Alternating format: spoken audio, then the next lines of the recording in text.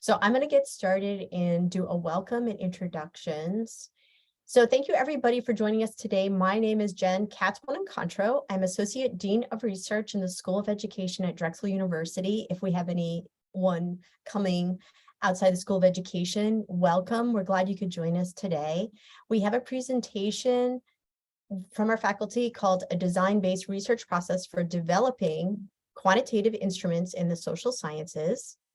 And last year, we started a faculty presentation series. So I want to thank Dr. May and Dr. Koski for volunteering to present their research, because each year we want to make it a tradition that we can come together as a research community and hear about each other's research and also share it with the wider community, whether you're a student, whether you're a faculty member, or whether you're a staff member.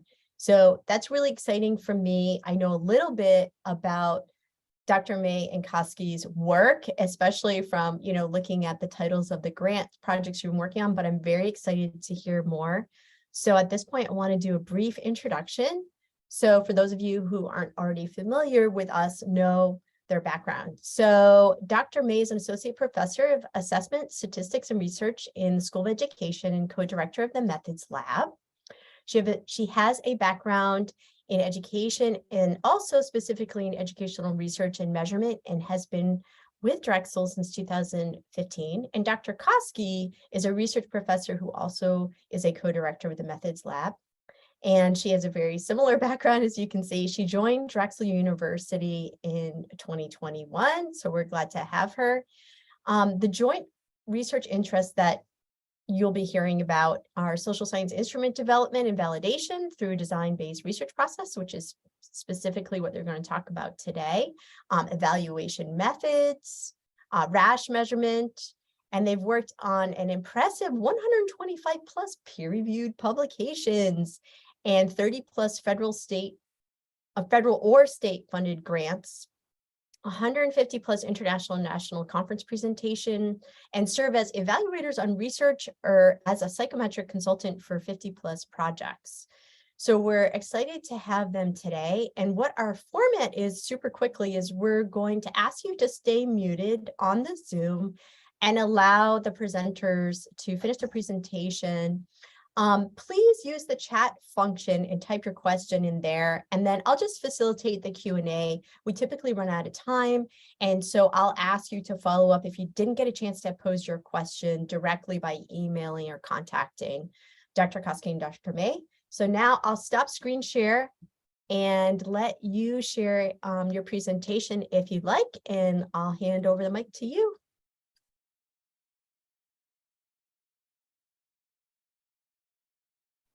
Okay, can everybody see that? Are we good to go?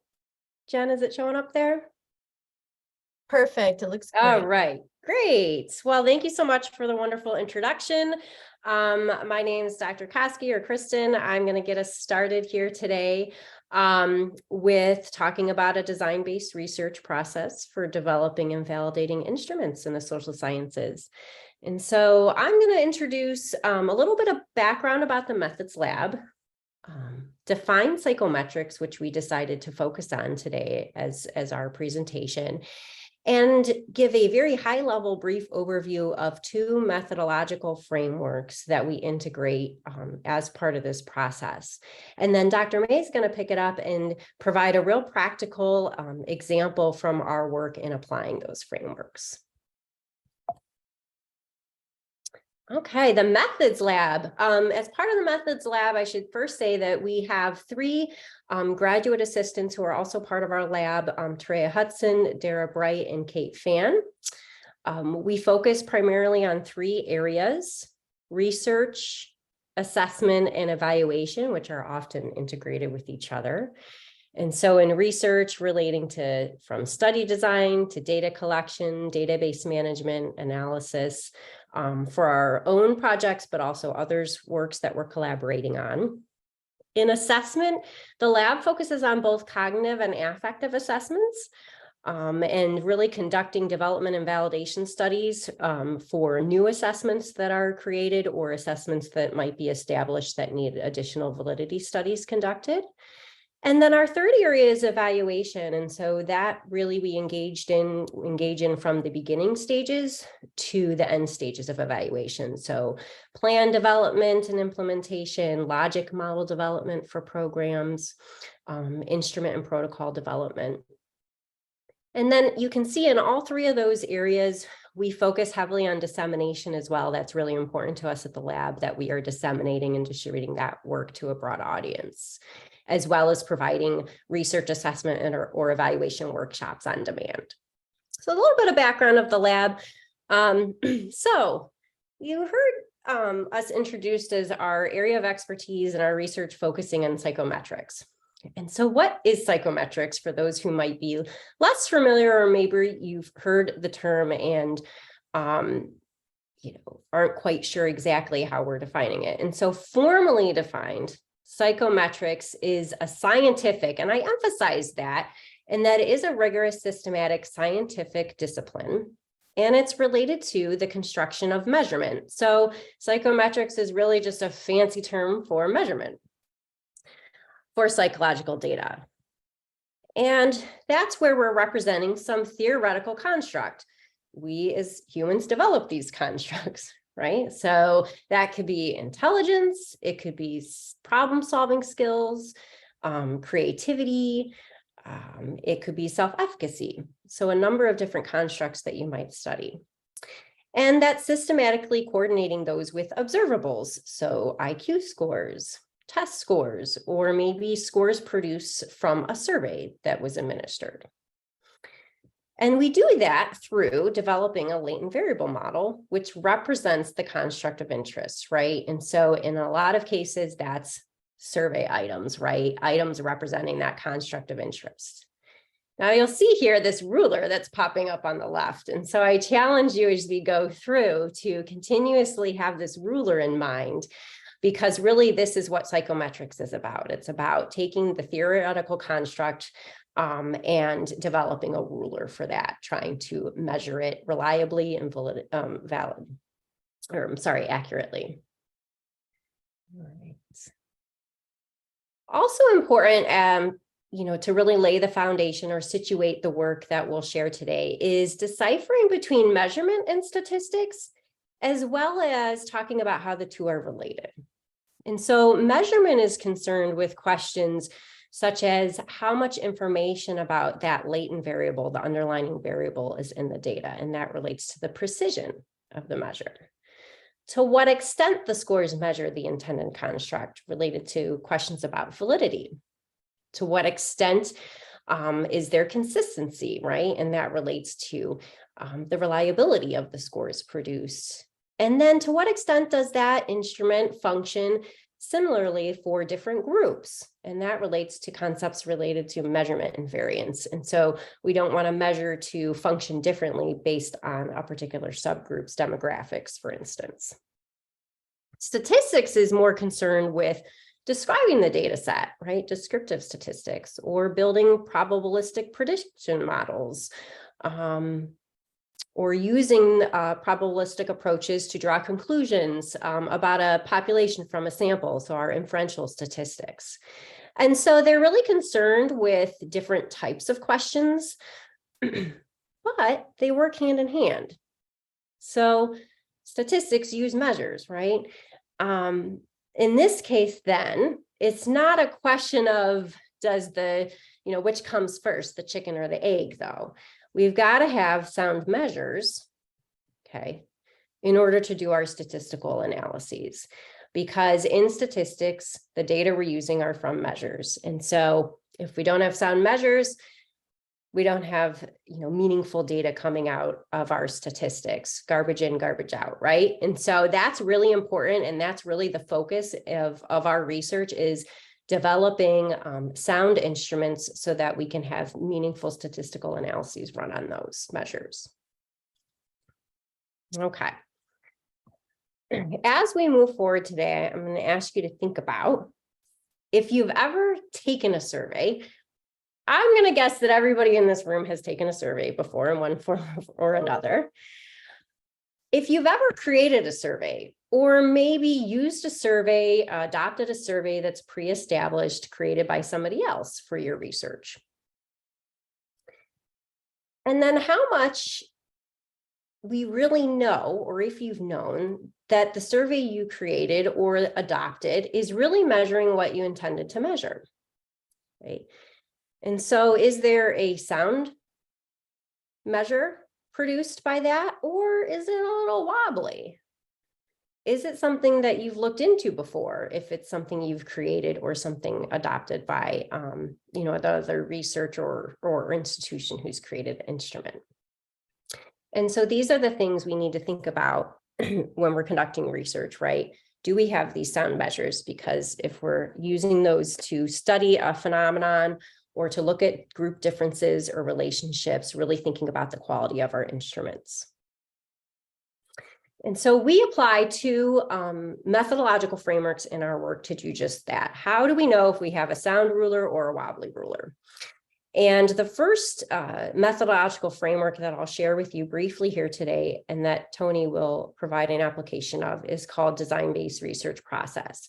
Now, some of you may have applied DBR in your own research in developing a professional development curriculum or some other type of program or even a product. So this is a very iterative process where there's phases, and the findings from each phase inform the next phase. And so in phase one, you can see it relates to, we focus on planning.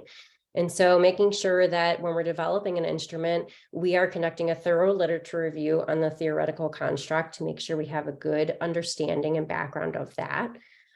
Step two, looking at curriculum, or maybe there's established standards or learning standards or diagnostic criteria that the instrument is aimed to align with. And so we'll take both step 1 and 2, the findings from those, and then synthesize those to move into phase 2, which is drafting or developing the instrument. And we'll move into phase 3, which is the qualitative field testing, where we collect expert feedback on the instrument, which can involve multiple different types of expert panels to review the instrument, and also engage in typical participant interviews, which we'll talk about.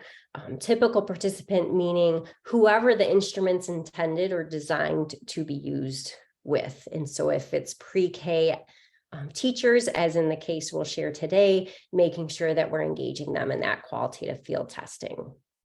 And once we get findings from phase 3, we use that feedback to go back to phase 2 and refine the instrument based on, what wording needs changed and things like that. Until we progress, then we've got a good instrument, we're ready to go into quantitative field testing. And so you can see here, it's a mixed methods process, right? And we move into quantitative field testing to pilot and psychometrically evaluate the instrument quantitatively. From that, we utilize those findings, and sometimes that means we've got to go back to phase 2, where we're continuously refining the instrument based on the quantitative data as well. And so that process or that cycle continues until we have sufficient qualitative and quantitative evidence that we have a valid instrument. So that's the main driving framework.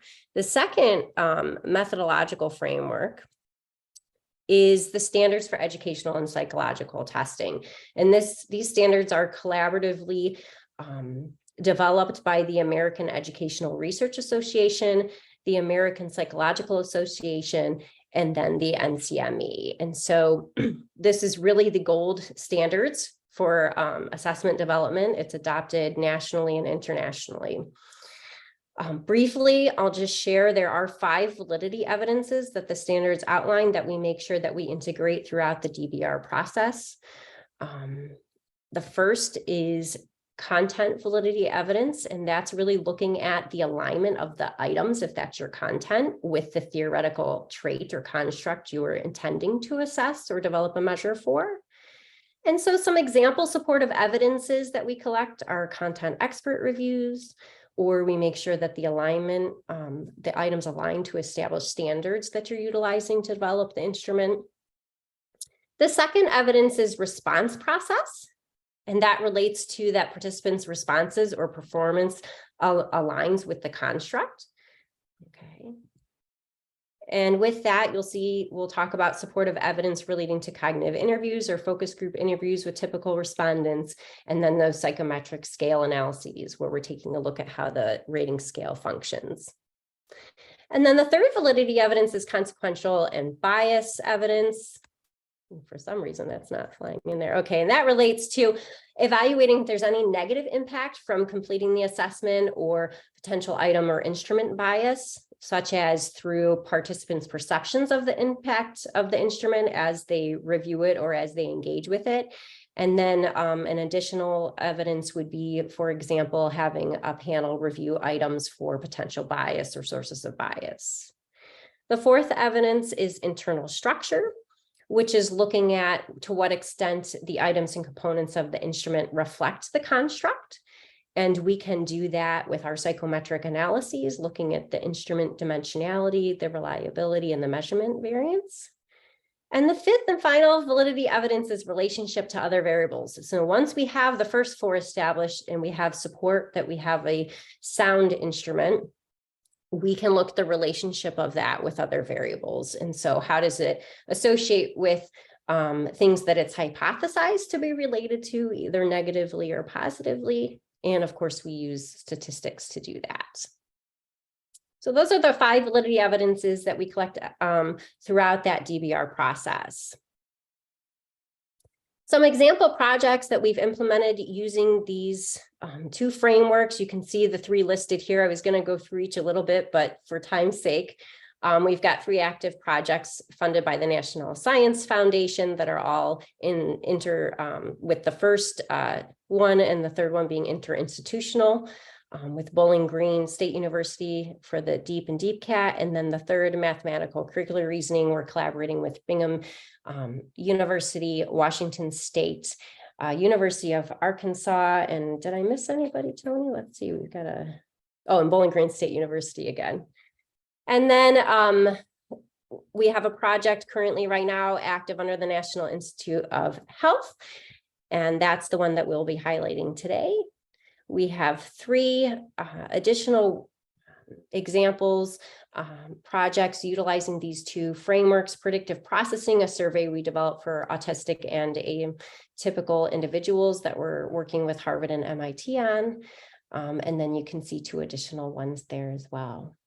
But today we're going to focus on Seeds to STEM, okay? And that's the project that Tony is going to highlight for us. And the PI on that project is Dr. Jackie Genovese here at Drexel University. And so we're really excited to share our work on that and use it to demonstrate to you the DBR and how the standards can work together. And that project, again, is titled Seeds to STEM. That's coming out of the Academy of Natural Sciences, which is nested within Drexel University. And it's aimed to support nutrition and health choices for preschool children in urban settings as the focus of this particular project. One area of research, okay, there's multiple goals of this project, but one area is to examine and research teacher participant outcomes and whether there's a change in pre-K teachers' efficacy and classroom practices as they relate to math, science, literacy, and nutrition as a result of participating in the Seeds to STEM programming. So in order to evaluate that, we need to make sure we have sound measures, right? And in this particular area, there's observational measures, but there's really no self-report measures specifically focusing on these 2 areas.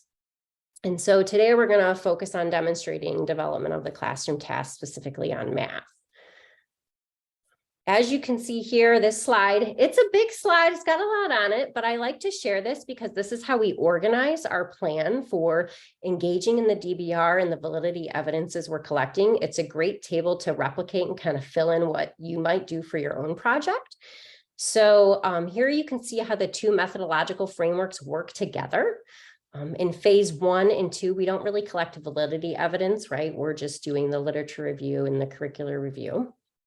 And then in phase 3, we've got the qualitative field testing outlined here with the specific questions, looking at the alignment of the items with the construct, using expert panel review in this particular study and an open-ended survey to get feedback on the item alignment. And engaging in that, we had 7 expert panel members and conducted a content analysis for that. And then response process, looking at do participants interpret the survey as intended and consequential, how it impacted them. And for both of those, we used cognitive interviews, which is engaging with the participant as they're taking the survey, asking questions, if determining whether there's problematic wording and things like that. And for that, we had 8 pre-K teachers participate and also conducted a content analysis. And then for this particular project, we then moved into the quantitative field testing. And to date, we've looked at the response process again, quantitatively. Do the participants interpret the survey as intended? And then also the internal structure, looking for evidence of unidimensionality, whether the measure is linear, and if we have replicable outcomes coming out from the instrument. And so for those 2 questions, we use teacher efficacy surveys and the specific task surveys that were developed in the prior phases. And we had 31 pre-K teacher participants and conducted Roche Polytomous rating scale analyses to inform those questions. And then we'll be moving next into examining the relationship to other variables evidence now that we have sound instruments developed. And so I'm going to go ahead and turn it over to Dr. May to kind of showcase how do we put all this in action using the Seeds to STEM project. So we are going to just take a minute here to switch screens.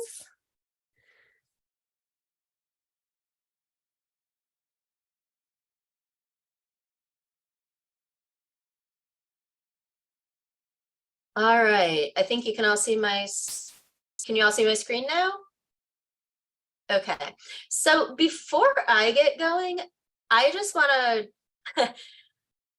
to say first, thank you, Kristen, for all of the background. And I also want to note, it's wonderful to see so many measurement supporters out in this audience today. Jackie Genovese and Kathleen Provenzano, this particular project that we're going to share information about could not have been done without their work. We are a collaborative team, and they have put extensive effort into this project as well. I also want to note, I see MJ DiCarlo out there. We've done similar work with her ACE project. And I also see Michael Haslip out there. So I know he's done a lot of measurement work as well. So great to see you all. Thank you for joining us today. For the next part of the presentation, as Kristen alluded to, I'm going to actually share a survey that our team developed and validated, and also present the validity evidence findings that we collected. On the next slide, you're going to be asked to look at the initial pre-K mathematical teaching practices items. We're going to refer to this as the PKMTP because it was just a whole lot of words there. These items were developed to be in alignment with Head Start early learning standards. And what we'd like you to do is to read through the directions, the scale, and the items on this next slide, and then identify at least one potential issue that you see. We're not going to ask you what they are because of time, but I want you to note what that issue is. An issue could be anything that you think that all participants might not understand in the same way. With the survey, we only get one shot at engaging with our participants. There's no follow-up. So we really need to make sure that the items are understood in the same way by everyone who's completing the survey and that there's no confusion. So here is the original direction, our scale, which was a 6-point scale, and the items. So take a minute to read this, and remember, note what you think might be a potential issue or a point of confusion.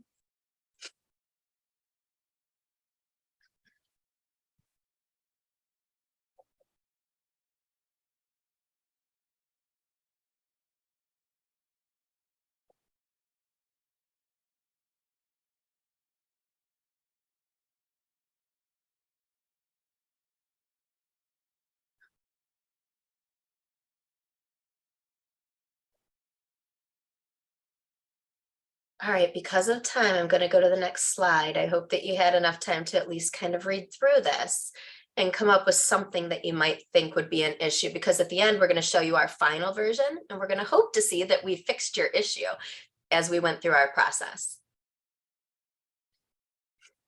So content validity evidence, as Kristen said, it asks the question of, do the survey items align with their construct? We had an expert panel of 7 subject matter experts who were asked to do 2 tasks. First, we asked them to look at each item and indicate if it aligned with the construct of best instructional practices in pre-K mathematics. Then we asked if they had any specific feedback for item revision. All of our panel members said that the items from the initial survey aligned well with pre-K mathematics best practices. Specific item level feedback resulted in 7 item modifications to either improve clarity or revise word choice. The table here shows an example of each type of item modification. For word choice, specific feedback from subject matter experts was to remove the slash in the original item that we have here, because some participants might know what that means, and instead to adjust it by using the word or. So we did that with our revised item. For improving clarity, an example of a change as shown in the table here was to the item compare sizes of objects. Our subject matter experts said that it was unclear as to how many items were being compared. So we modified the item for clarity to indicate that there were 2 objects being compared. These are just 2 sample items that were revised. All of the feedback that we were given from our subject matter experts was used to revise the survey before we moved on in our validation process. The next step was to look at response process validity evidence, which asks if pre-K teachers understand the items, scales, and the directions as the survey developers intended. For this, we conducted cognitive interviews with 8 pre-K teachers on the revised survey. Some of them were from Philadelphia and some were from LA. The teachers were trained on how to participate in the cognitive interview, and then they were asked to read each item out loud and indicate their response. Teacher participants then explained why they selected their responses and offered feedback for any potential confusing aspects. The teacher responses aligned with the intended meaning of the directions, the item language, and the scales, meaning that the teachers seemed to understand everything as the survey developers intended. Specific item level feedback resulted in 5 item modifications to either improve clarity or revise the word choice. An example from each type of change is provided in this table here. For word choice, the original item of sort objects using attributes was changed because teachers said others might not understand the word attributes. So we then asked them, what words should we use? How should we modify this? And they suggested that we should instead say sort objects using non-measurable features. That was actually their language that we adopted here. So for clarification, the item recognized that numbers can be combined or separated to make another number was adjusted because the item was double-barreled. It was asking about 2 different tasks. So this item was separated into 2 items. Also, the parenthetical that you see here, simple addition and simple subtraction, was added to the revised item because pre-K teachers told us that 1 and 1 could be 2, or 1 and 1, if you combine them together, could actually be 11. So it depends what you mean by combine, and they wanted clarity here. The survey was again modified based on all of the findings from the qualitative field testing here before we went into quantitative field testing. So consequential validity evidence helps us to answer the question, do pre-K teachers feel negative impact from completing the survey? After teachers completed their cognitive interviews, they were asked 3 questions that are here on the slide.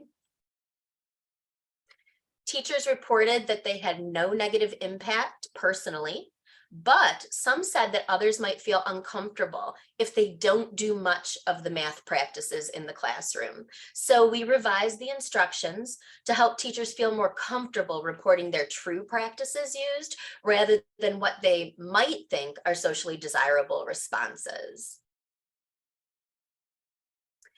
We also looked at response process validity evidence through quantitative methods. So here we're going to get into that the quantitative field testing. So recall that response process validity evidence answers the questions, do the pre-K teachers understand items, scales, and directions as we intended them to? So as Kristen said, we use a measurement model called ROSH. Unfortunately, we don't have enough time to really go into the ins and outs of ROSH in this presentation, but if you'd like to have other conversations about it, we'll happily discuss it outside of this presentation. In general, our psychometric analyses allow us to look at how respondents use the scale and if the scale categories are being used in a unique manner, which is what we want them to do. So recall our original scale was a 6-point scale with never, rarely, sometimes, regularly, daily, and high frequency. So we look at several indices related to scale function to determine if the scale works right or not. But this graph does a really nice job of showing whether the scales work well or not. So the graph here, where you see the 1 over here on this left-hand side, that is representing the never category.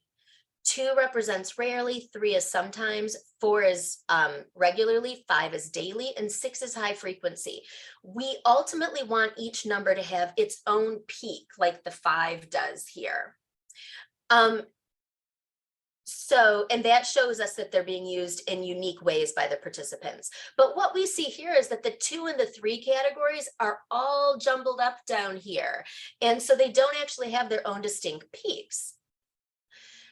After we looked at other data sources, they indicated to us that people were really using the never and rarely category similarly, and they were also using the sometimes and regularly category similarly. So we combined those categories, or what we call it in our world is we collapsed the categories, and instead we used a 4-point scale. So now we have a new graph that shows that each category has its own unique peak. And this means that participants and researchers are all speaking the same language, which is what we're really going for. Notice that the collapsed categories maintained the same meaning, but some of the categories are now combined meanings. This is important. You cannot combine 2 categories that are in opposition of each other. So you could not combine an agree category with a disagree category. This simply would not work. But what we did here makes meaningful sense as well. So it's interesting that the qualitative and the quantitative findings were actually contradictory to each other in terms of the scale. The qualitative response process validity evidence suggested that teachers understood each of the categories and could use them as we thought they would with the 6-point scale, but the quantitative findings suggested that some of the categories were being used similarly. So we decided to collapse those categories and we moved forward with a new 4-point scale. All right, we're going to look at internal structure validity evidence here, which is do the items reliably function as a unidimensional construct? There are a whole lot of numbers on this slide, and I'm going to ask you to ignore the actual numbers. And instead, we're going to look at the color, noting that red is poor or unacceptable meaning, and something has to be changed. Blue and green are good and excellent, respectively. This table shows 4 different iterations that we tried with our survey.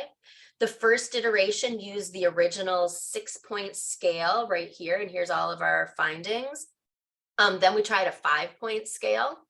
Then we tried a 4-point scale. And then we did a 4-point scale where we had to remove 4 people that had odd response patterns. It's very common to have people who have odd response patterns because they simply don't pay attention to item wording, or sometimes they respond in strange ways. When this happens, we remove them simply for the purpose of survey refinement. We put them back in when we want to get scores from them. So, ignoring the actual numbers and looking at the color. If you see here the orange box, Our original run, we had multiple red indices that are not acceptable and a few orange, which are acceptable, and we have some blue, which are good. As we work our way across the table, our final run with the green box around it shows all green, which is excellent, or blue, which are good indices. This empirically shows that the changes or the modifications we made to our survey were appropriate, and the survey is ready to be tested again in its final format. So this is empirical evidence that we've got a decent survey now. So there's another important tool that we can use when conducting psychometric analyses with Roche. And it's called a variable map or a right map. This map describes the construct according to the items. The persons and the items are placed on a joint ruler that uses logits as the measurement unit.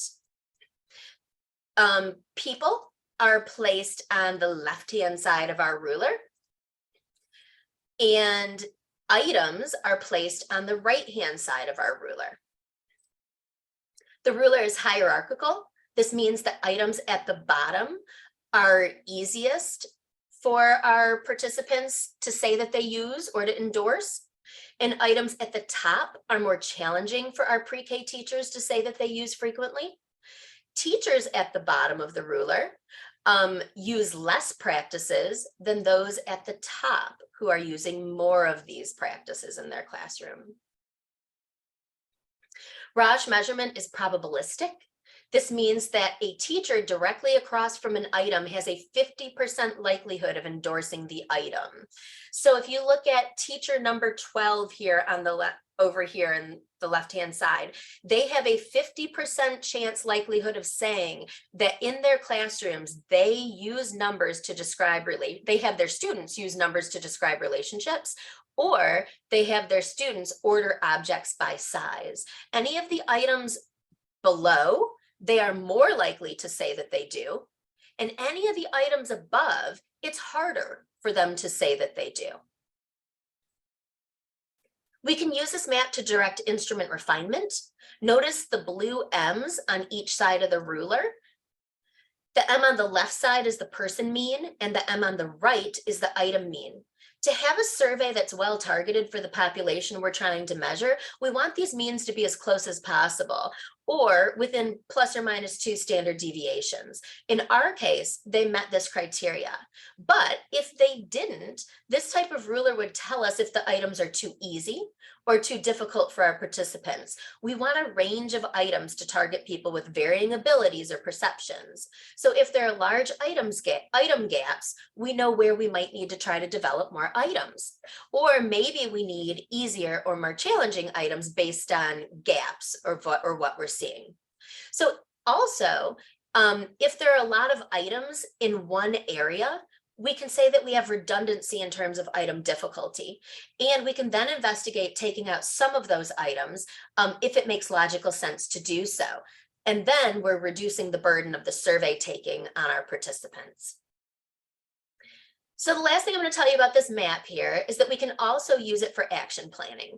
So for example, if you wanted to help move person 41 up the ruler, we might start by supporting, or we would start by supporting them and using tasks that are directly across from them, because these are the tasks that they are 50% likely to say that they're already doing. So we want to help them ensure that they're doing these and feel comfortable with these. And then we would try to move them up the ruler from there. If you're going to do pre-K mathematics professional development, you wouldn't want to start by teaching about making simple graphs or charts of results. Most teachers would maybe stop listening to you at that point because it's just too abstract for them to even think about doing. So instead, you might give out a survey like this and determine their group mean, and then figure out where to start them in terms of your professional development. So remember what Kristen said about the chicken and the egg. We need to have solid measures first, and then we can run statistics on those measures. Relationship to other variables, validity evidence is a statistical analysis that we're going to run. So we now know that we have a solid instrument. We are currently collecting data to evaluate various relationships to other variables at this point. On the next slide, I'm going to share our final pre-K mathematical teaching practices survey with you. I want you to look at it and think back to any potential issues that you saw with the original one and see if we were able to correct them or adjust for them as we move through our process.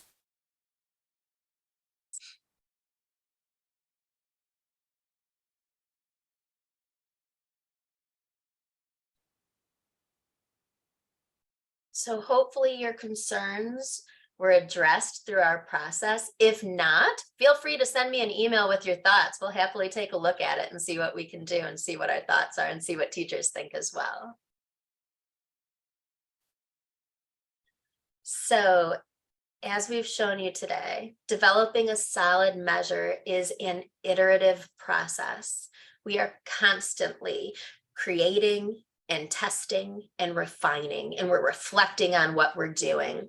Because of that, it is time intensive. It usually takes at least a year to go through this and get it done right. It can take longer depending on what we're doing. It's critical to understand that it is a multidisciplinary team of content experts, psychometricians, and methodologists with qualitative expertise that are needed if you want to collect validity evidence on all 5 components that are selected by, or that are suggested by the standards. However, if you don't have psychometric expertise or know someone who can help you with this aspect, consider using rigorous methods that we've also talked about that might be qualitative or other analysis methods so that you can collect other forms, at least some forms of validity evidence, such as content, response process, and consequential. Make any of the work that you do up front are going to make your tool stronger and help you feel more confident that you and your participants are understanding the instrument in the same way. So with that, we are done and we will take any questions.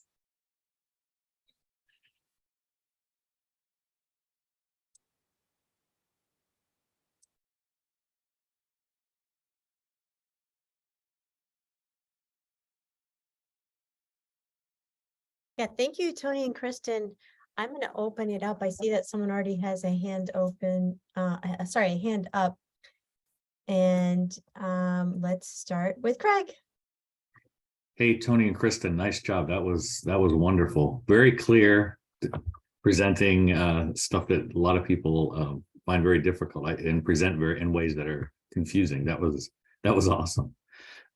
What's the best way to get a hold of you guys? So there's all sorts of things I'm doing that I could really use your expertise and your collaboration on, whether it's the Ed Passport or it's evaluation work, or I mean, just there's so many different things, or grants and funding that we're going for. What's the best way to contact you guys, or sort of get that in front of you, and what's your backlog like? So are you guys pretty tied up, or do you have room? We're always busy, Craig, but we're always looking for new opportunities. So shoot us an email and we'll get you on our calendar. We can, between the two of us, one of us will have time most any day. Oh, that's awesome. Okay, thanks you guys.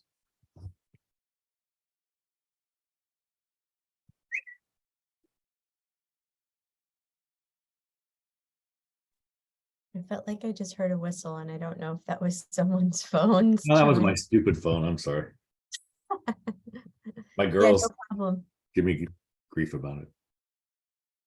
So I just wanted to pop in here and say thank you for this presentation. I mean, as somebody who's benefited from Tony's coaching in the past through the Methods Lab, I can certainly attest to how helpful it is to bring a project to the Methods Lab and then get connected to a methodologist who understands Roche analysis, for example, and can accompany or work through a project through all of the sources of validity evidence in a real project. And I was quite excited to see all the many different projects that the Methods Lab is conducting currently. So this presentation was just very, very clear. I was taking very, very quick notes, typing as quickly as I could. Can we get a copy of the PowerPoint? Sure, we can absolutely put something together that we can, like, our PowerPoints have like some slides that have like, 7 slides for one of them, just so the boxes would move, but we can put something together and send it out later Right. today, I'm sure. So in the early childhood education lab that I direct, we are incubating at least 2 projects that will, or 3 that have new measures that will at some point need to go through a validation study. If not a full study, then at least gathering as much evidence for validity and reliability as we can. So to Craig's point earlier about just connecting us to the lab, that procedure is helpful. And I'm sorry for my earlier comment in the chat about high frequency versus what was it, daily or something. I misread the scale, so just ignore my comment there. I just also want to throw out there too, like Kristen and Kathleen and I have done a lot of work with some of our graduate students who have now completed ROSH measurement classes and validity evidence coursework. And they've also worked on a lot of our projects with us. So we have students that are starting to get ready to be able to help people with things like this as well, and can support with things. Tony and Kristen, what do you think are some of the biggest errors that you see in terms of when people will write an item or a question? What are some common mistakes? So I'll let Kristen go first, but I do want to just say on one of our projects, we're working with a bunch of mathematics educators who are phenomenal in their area. And we just gave a presentation on putting together a survey and writing high quality items and things like that. Oh, yeah. So we do those kinds of PDs as well. Mm-hmm. I'll say that it's a great question, Jen. The top 3 that we see across, and this also includes, like, we've worked on medical board assessments and things like that too. One is the double barreled that Tony kind of reported on. You're asking 2 things in one item. And so as a survey participant, right, you don't know which part you're supposed to respond to if you want to respond differently to each part. And then the second one is negatively worded questions. A lot of times we'll hear people say, well, I want to make sure they're paying attention or not giving a socially desirable answer. But what happens is participants, right, miss it. And it's not a good way to check their attention. There's other methods for that. And so we find that reverse coded or negatively worded items, just, they never work. We end up having to take them out. And then the third is the assumptions in language, right? And so I think, Jen, you put in the chat, language is so important. And so we're so attached as researchers or content experts with our jargon. We make a lot of assumptions, right? And sometimes those assumptions cause biases in our items or make an item not accessible for participants. So those are like the big 3 to pay attention to, I would say, that we see often. That's great. That's great. Craig, you wanted to chime in?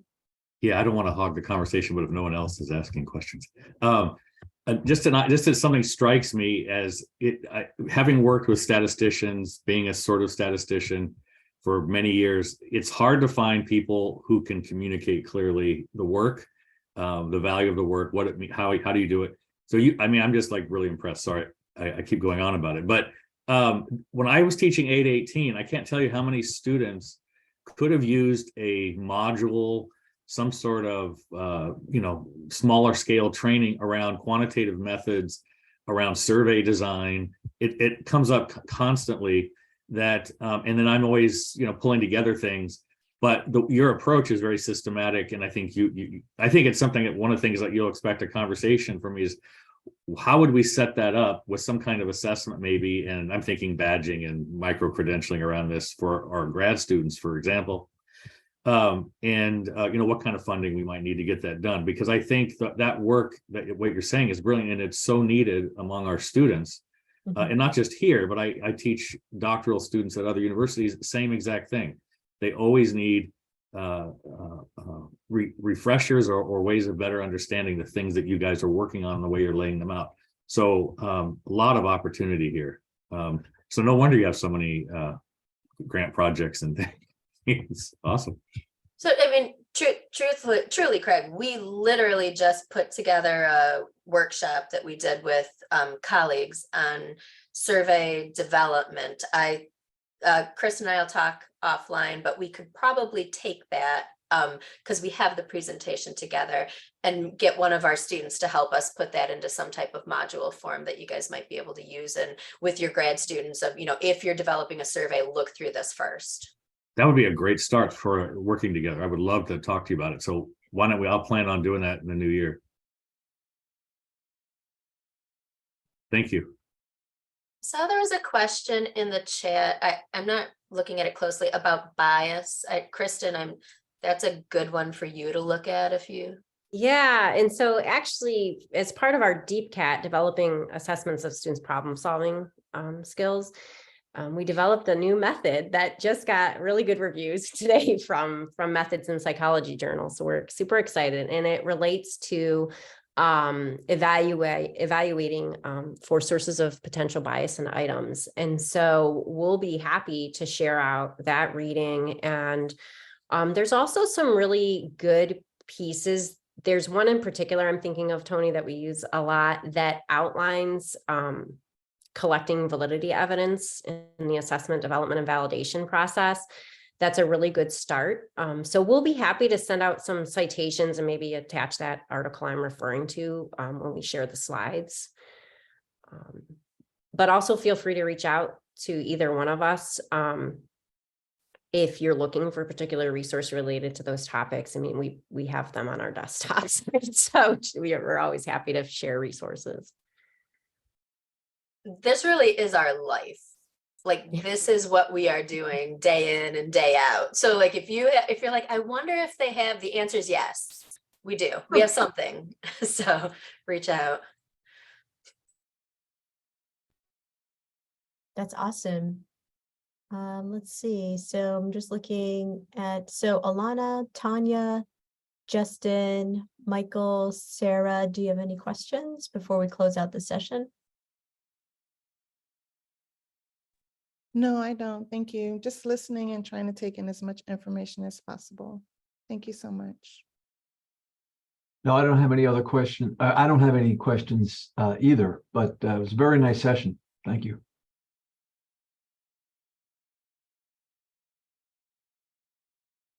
Yeah, thank you so much. This was a very informative session. It was our pleasure. Thank you for having us. Great. So thanks everyone for coming.